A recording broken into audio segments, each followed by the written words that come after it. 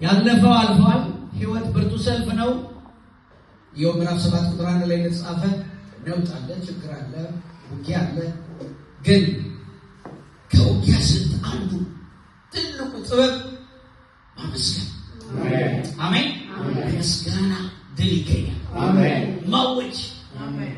ከዳዊት ህይወት ላይ 150ውን መጽሐፍ መንገትን መዝሙር አጠና 2002 ላይ ወደ ሆላንድ ሄድ ስለነበረና በጣም ይታል በአብዛኛው ጠላትን የተዋጋበት መንገድ ምስጋና።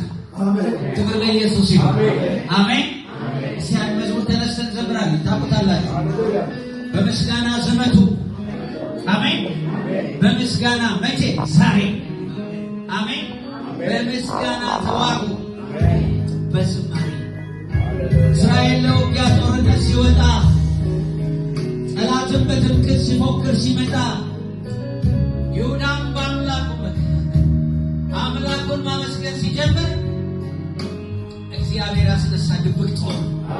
አሜን።